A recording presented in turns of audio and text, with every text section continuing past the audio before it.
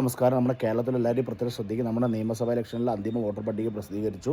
ഏകദേശം 9 ലക്ഷം പേരാണ് അതിന് പുറത്തായിരിക്കുന്നത്. പെട്ടെന്ന് എല്ലാവരും കയറി ചെക്ക് ചെയ്യുക. ഞാൻ എങ്ങനെ ചെക്ക് ചെയ്യുന്നത് സ്ക്രീൻ റെക്കോർഡ് കാണിക്കാം. ഓക്കെ, അതിനായിട്ട് നിങ്ങൾ നേരെ നിങ്ങളുടെ ഗൂഗിൾ ഓപ്പൺ ചെയ്യുക. ഓപ്പൺ ചെയ്തിട്ട് ഇലക്ടോറൽ സെർച്ച് .eci.government.in എന്നുള്ളത് സെർച്ച് ചെയ്യുക. അപ്പോൾ ഫസ്റ്റത്തെ സൈറ്റിൽ കയറുക. നിങ്ങൾ കയറിയ ശേഷം ലാംഗ്വേജ് സെലക്ട് ചെയ്യുക. മലയാളം ഏതാச்சுം ലാംഗ്വേജ് സെലക്ട് ചെയ്യുക. അതിന് ശേഷം എപ്പിക് നമ്പർ, നമ്മുടെ വോട്ടർ ID നമ്പറാണ്, അത് ഫുള്ളായിട്ട് തെറ്റിക്കാതെ ക്യാപ്സും കാര്യങ്ങളൊക്കെ നോക്കിയിട്ട് കറക്റ്റായിട്ട് കൊടുത്തതിന് ശേഷം നമ്മൾ നേരെ താഴെ സ്റ്റേറ്റ് സെലക്ട് ചെയ്യുക. സ്റ്റേറ്റ് നമ്മുടെ കേരള എന്നുള്ളത് സെലക്ട് ചെയ്യുക. അതിനുശേഷം താഴെ ക്യാപ്ച കൊടുത്തിട്ടുണ്ടാവും. തെറ്റാതെ ക്യാപ്ച അടിക്കുക. എന്നിട്ട് സെർച്ച് എന്ന് കൊടുത്തു കഴിഞ്ഞാൽ താഴെ നമ്മുടെ ഫുൾ ഡീറ്റെയിൽസ് കാര്യങ്ങളെല്ലാം കാണിക്കും.